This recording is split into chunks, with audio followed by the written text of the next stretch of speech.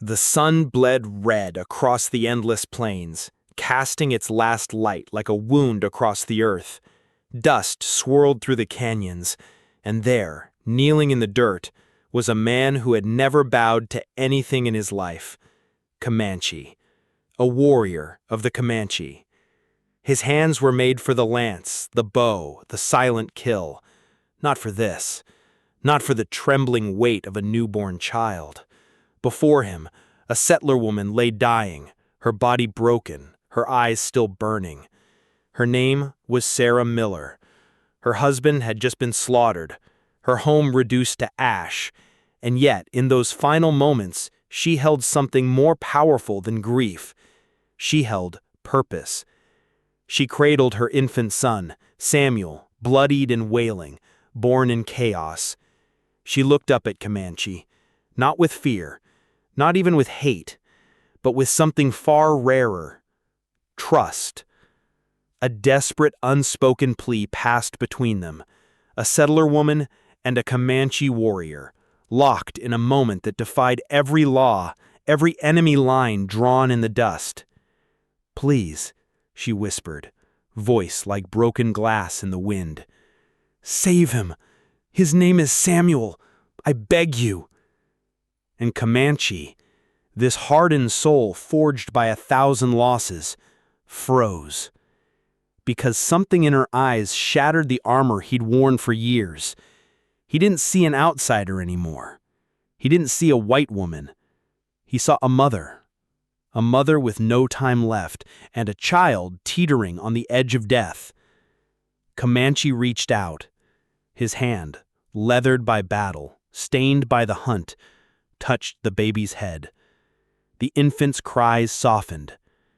Sarah gasped, as if her soul could finally exhale. Then she was gone. Silence fell. A silence so thick it seemed to still the wind. Only the baby's soft cries and a distant coyote howl broke through. Comanche stood, the child now pressed against his chest. The world hadn't changed, but he had. In a land where mercy was weakness and survival meant solitude, he had made a vow. One not written in blood or bound by tribe, but born in the ashes of a broken woman's final breath. And in that vow, simple, raw, and irreversible, began a legend. A warrior who became a guardian. A man who stepped across the chasm of hatred, not because he was told to, but because something inside him refused not to. In the heart of a dying West, where land was stolen and lives were cheap, one man chose to stand for a single child, and that choice would shape everything that came after. Because sometimes, a life doesn't change when the world burns. Sometimes, it changes when a warrior listens to the voice of a mother and says yes. They came to Havenwood chasing a dream. Sarah and David Miller, just a young couple with worn hands and hopeful hearts, believed they had found a place to start fresh. A patch of earth called the Barm Ranch, nestled in a valley said to hold the sweetest water for 50 miles. It wasn't just land, it was a legacy. David's father had worked his whole life to claim it, and now the Millers carried the deed like a sacred promise.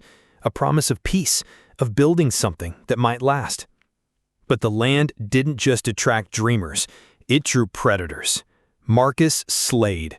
The name alone was a curse whispered through saloons and over campfires.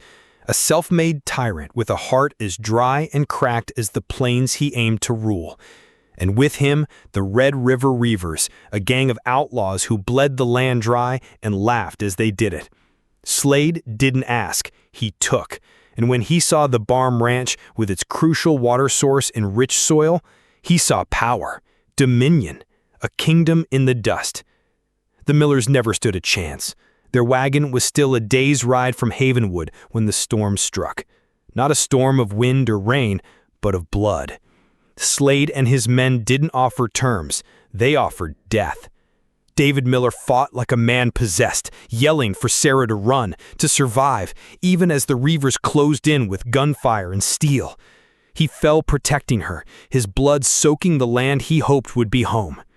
Sarah, wounded and burning with pain, didn't stop. She ran, through rock and shadow, into the jagged embrace of Whisperwind Canyon, a place locals feared for its maze-like paths and haunting echoes. She was no longer running for herself. She was running for the child inside her. And somewhere between the gasps of terror and the shrieks of agony, that child came into the world, born in the dust, born in silence while the wind carried the sounds of killers not far behind. It's one thing to imagine tragedy. It's another to live it with your body broken, your soul shattered, and a newborn in your arms. But Sarah didn't cry for help. She didn't curse fate. She held her son and waited, not for rescue, but for someone, anyone who might find them before death did. Now think about this. What does it take in a moment like that to hope? To believe that someone, perhaps even your enemy, might choose mercy? In the dying light, Sarah Miller made a choice. She wrapped her child in the last warmth she had and prepared to offer everything she had left, not to save herself, but to give her son a future. That's where fate intervened, or perhaps where fate was forged, because at that very moment, tracking the trail of destruction left by Slade, a Comanche warrior moved like a ghost through the canyon. His name was Comanche, and what he would find in the dust would change everything. Deep in the winding canyons, where the wind sings through bone-dry stone and the sun spares no mercy, a lone warrior tracked the trail of violence.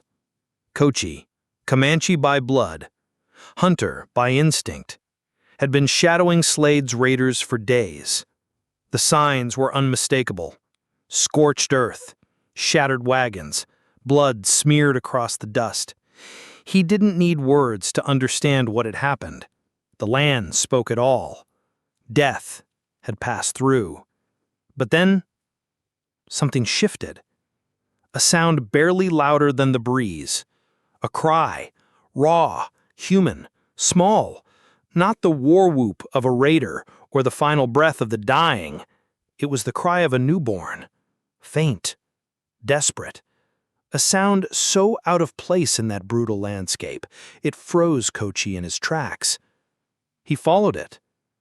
There, crumpled against a sandstone outcrop, lay Sarah Miller, pale as the rock behind her, her dress torn, blood pooling beneath her.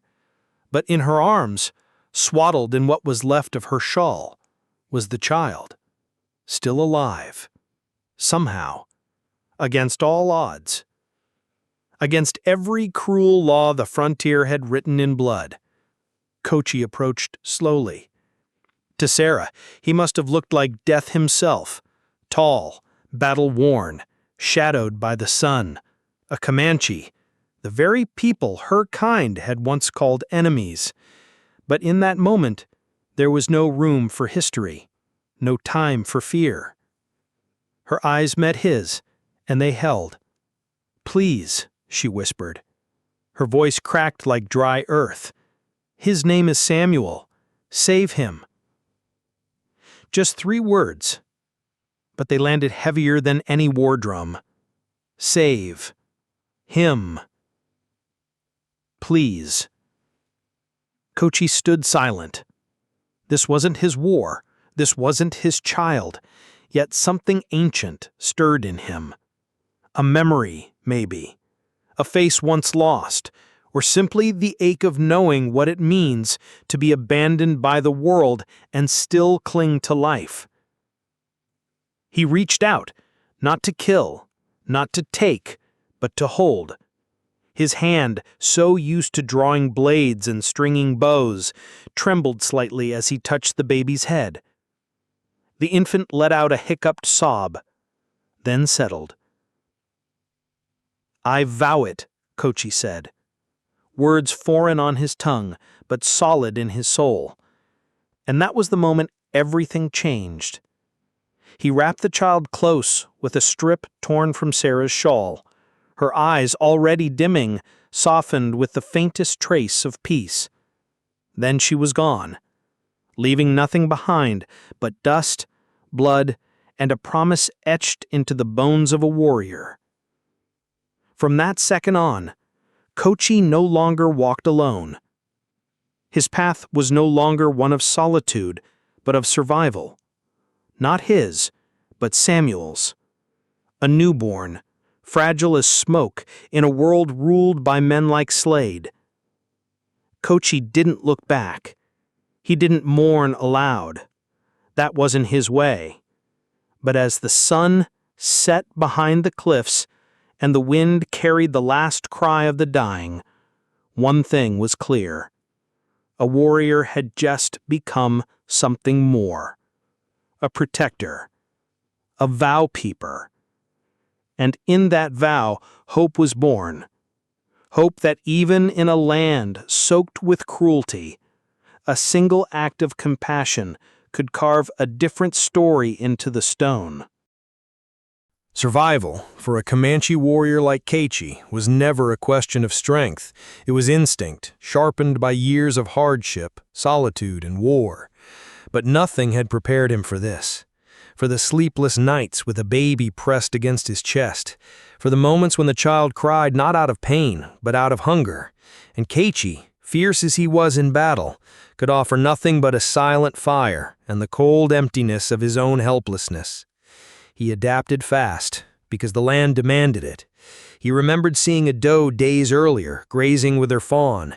It was a choice he would have never made before. Comanche didn't waste game without purpose, but this was purpose. Tracking her through the dry brush, Kochi moved like a shadow.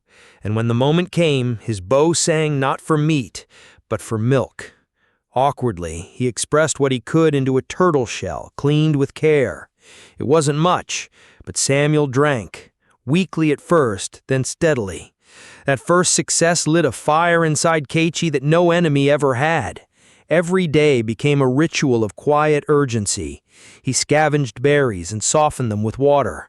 He padded a makeshift bed with the finest furs he could find. He used moss to clean the child's tiny body. Nights were colder than he remembered, harsher, and yet each time the infant stirred, Kochi was there, hands clumsy but steady, voice low with Comanche stories murmured to the night. Not lullabies, stories of hawks and winds, of stars that guided warriors home. And the child listened. It was strange how quickly the silence between them filled with something new. Samuel, too young to speak, began to reach for Kochi's fingers. His wide eyes followed the warrior's every move. And Kochi, the man who had once sought only quiet and solitude, found himself carving tiny wooden animals from scraps of pine just to see the boy smile. The transformation wasn't sudden, it was slow, like water carving stone. But with every day, Kochi's world shifted. He was no longer just hiding, he was protecting. The weight on his back wasn't a burden, it was the reason he kept going. And he began to sense something else. Danger, circling like vultures in the sky. Smoke on the horizon, gunfire in the far distance. Slade's men were moving again, this time not randomly. Their patrols were more deliberate, like they were hunting something, or someone. Kochi watched from the high ridges. Their numbers were growing, their routes tighter. He heard whispers through terrified settlers on the wind. Slade was looking for the woman, or what she may have carried. Kochi knew what it meant. Sarah had died for something more than just her child. She had carried a secret, something worth killing for, even after death. A document, perhaps, a deed, proof. That realization burned in Kochi like a fresh scar. He had made a vow to protect Samuel, but now he understood it wasn't just the child's life at stake. It was everything he represented, a legacy, a land, a truth that Slade was desperate to bury in silence. And Kochi, he would not let that truth die in the dust, because this journey was no longer just about survival. It was about justice, about purpose, and maybe, just maybe, redemption. In the high caves of Hawk's Peak, where wind carved ancient hymns into the stone, Comanche sat alone by a fire that barely flickered. Samuel, now no longer a fragile newborn, slept wrapped in soft pelts, his tiny breath steady against the hush of the mountain night. For weeks they had survived storms and patrols, wild animals and wilder men. But something still lingered, an echo of Sarah's desperation, a weight heavier than the child he had sworn to protect. Among the few belongings she died clutching, Comanche had kept a small oilskin pouch. He had opened it once, finding nothing more than a worn locket and a handful of coins. But that night, driven by an instinct he couldn't name, his fingers searched again. And this time, they found something hidden deep inside the lining. A folded paper, brittle with age. Carefully, with the caution of a man used to handling fragile truths, Comanche unfolded it in the firelight. It was a deed, a legal document, scrawled in the light man's script Comanche had painstakingly learned from traders and treaties. It bore signatures, boundary lines, and seals, the original title to the Barkham Ranch, the land Marcus Slade now claimed as his own, the land soaked in blood and lies. But this deed, this was truth on paper. Sarah hadn't just died protecting her son, she had died protecting the one thing that could strip Slade of his empire. Comanche knew he couldn't act alone, so he made the dangerous journey down the mountain into Havenwood, a town smothered in silence and fear. There he found Amos Cutter. Amos was one of the old-timers, a rancher with a sharp eye and a memory for everything that mattered. He had known the Miller family. He had seen Slade's rise, his brutality, his tightening grip on the valley. And more importantly, Amos still had the courage to care. When Comanche laid the deed before him and spoke of Sarah's last plea, of Samuel's survival, Amos didn't speak for a long time. He just stared at the paper, then at Comanche. A Comanche warrior carrying not only a settler child, but proof of ownership that could burn an outlaw king to the ground. Finally, Amos said, "If this is real, it's dynamite. But paper won't be enough. Slade's built a fortress on that land. It'll take more than ink to bring him down. It'll take fire, and people willing to risk everything." Comanche didn't flinch, then let it burn. Together, they began moving in secret. Amos reached out to those who had lost under Slade's reign, the blacksmith whose son was beaten, the merchant whose store was ransacked, the farmers taxed into starvation. Quietly, one by one, people began to listen. Even Tonkawa, a young Comanche brave, brought word of warriors ready to fight, not for conquest, but for justice. Because they all saw the same thing. Slade's ambition was poison, and if it wasn't stopped, it would swallow every ranch, every tribe, every last drop of freedom in that valley. What began as a vow between a warrior and a dying mother had become a movement. A reckoning was coming, and this time, Comanche wasn't alone. The day dawned with a silence that felt unnatural, too still, too perfect. The sky stretched wide and blue above the Barm Ranch, as if the land itself held its breath. Marcus Slade stood at the center of it all, dressed in a freshly pressed suit, raising a glass in a mockery of celebration. It was Founders' Day, a tradition he had twisted into a stage for his power. Laughter echoed through the courtyard, but it was hollow. The settlers smiled, but their eyes were tired. They were there not to rejoice, but to survive. What they didn't know was that under their feet, behind their backs, and among their own kind, a storm had already begun. Comanche moved like shadow through the outer rim of the ranch, Amos Cutter beside him. Behind them, a small but determined group. Townsfolk, farmers, blacksmiths, warriors of Tonkawa's band. Comanche and settlers side by side, for once not divided by history, but united by justice. The mission was clear. Reach the main house, confront Slade with the truth, and bring his empire of fear crashing down in front of the very people he ruled. They slipped past the guards, disabled the sentries. Every step, every heartbeat, timed like war drums. Inside Slade's opulent office, Amos rifled through drawers until he found them. Slade's fake deeds, stamped and sealed, built on the bones of murdered men. Outside, the festivities grew louder. Slade, now drunk on pride, stood before a crowd gathered under banners he had paid for, on land he had stolen. And then, Comanche stepped out into the firelight. All eyes turned. He looked like something out of legend. Tall, worn by wind and war, and on his back, wrapped in the sling, was the child, Samuel, nearly 2 now, wide-eyed and silent, as if he too could sense what was about to unfold. Slade's face contorted, as if he'd seen a ghost. "What is the meaning of this?" he barked, his hand already inching toward the pistol at his side. But Amos spoke first, loud and clear. "These men are here under my protection, and this child is the rightful heir to the Barm Ranch, not you, Slade." The hush that fell over the crowd was immediate, heavy. No one moved. Then Comanche stepped forward, holding up the original deed, its seal glinting in the lantern light. "This land," he said, voice low and hard, "belongs to the son of David Miller." And with that, he turned, just enough for the crowd to see the child, Samuel. Slade snapped. Whether from panic or rage or the realization that everything was about to fall, he lunged, not for the men, but for the child, perhaps to take him hostage or worse. But Comanche was faster.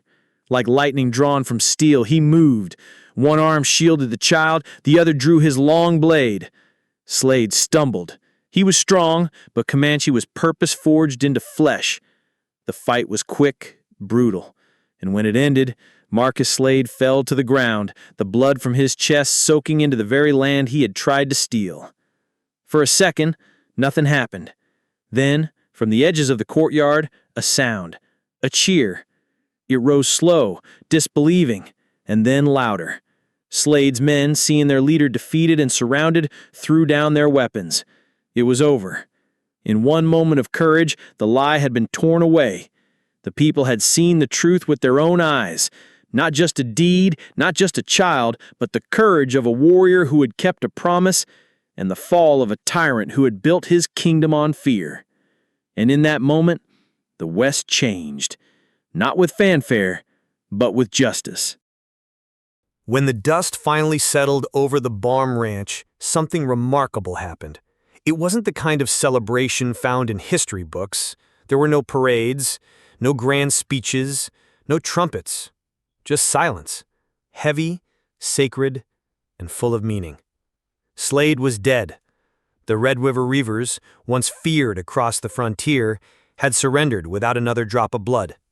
The reign of terror that had gripped the valley was over, not with vengeance, but with a vow fulfilled. And at the center of it all was a child, Samuel Miller, still too young to speak, too young to understand the magnitude of what had been done in his name, but he was alive, and he was free. The people of Havenwood, once cowed by fear, now stood taller. The original deed to the Barm Ranch, sealed, signed, and real, was placed into the town's record.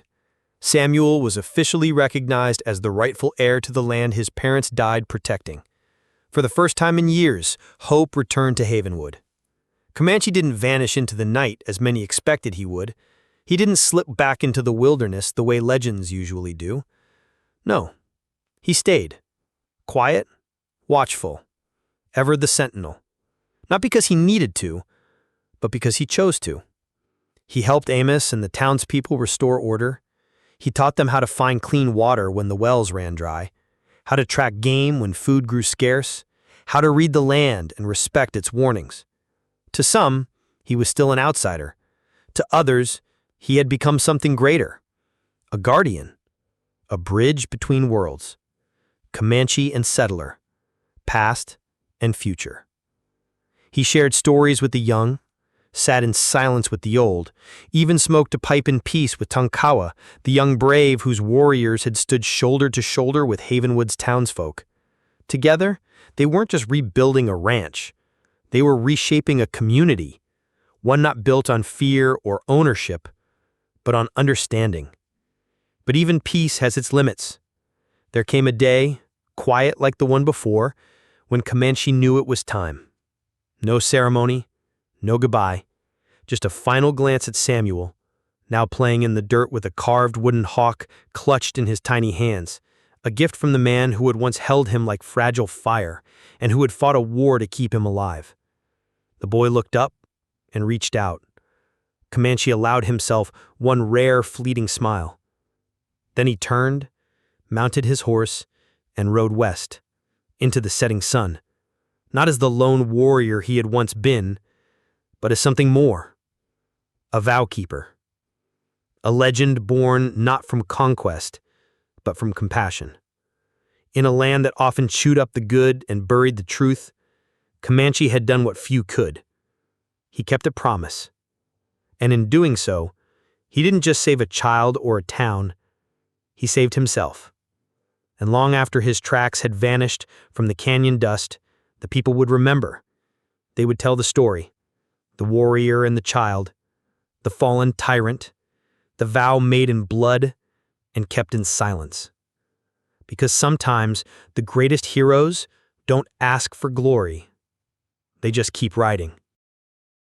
Out in the wide, wind-scoured plains of the American West, some stories don't fade with time. They grow stronger. They're not written in books or carved into stone. They live in whispers, passed from one campfire to the next, told beneath starlit skies when the world feels just a little more open to wonder. And among those stories, there is one that lingers like the scent of smoke after a storm, the story of the Comanche warrior who kept a promise. He didn't have a name that people repeated in reverence because of conquest. He didn't command armies or build empires. All he did was say yes when a dying woman asked him to save her son. And in a land torn apart by violence, greed, and centuries of mistrust, that single vow carried more weight than any bullet or badge. Comanche could have walked away. Every reason to do so was right there: race, history, danger, survival. But he chose differently. He chose to protect a child who wasn't his.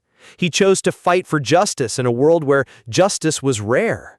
He crossed a line that so many others refused to even approach, not out of strategy, but out of something more ancient than any law: honor. And isn't that the heart of it? We live in a world that tells us to look out for ourselves, to build walls, to divide, to distrust what we don't understand. But this story, it reminds us of something far more powerful. That compassion, real, fearless, inconvenient compassion, can still crack through even the hardest ground. That a warrior's greatest strength isn't how many enemies he defeats, but how much truth he can carry without letting it crush him. Comanche didn't just save a boy. He saved the soul of a place. He showed the people of Havenwood and anyone willing to listen that it's not where you're from that defines your worth. It's what you stand for when the world gives you every reason to walk away. And maybe that's why his story endures. Because deep down, we all want to believe that someone out there, quiet, watchful, unshaken, is still keeping their word. That somewhere in the shadows, a protector still rides, not for power or glory, but because they once made a promise, and they intend to keep it. They call him a legend now, a ghost, a guardian, but to those who remember, he was something far simpler. He was Kachi, the vow keeper. And his story is not just the past. It's a reminder of who we still can be.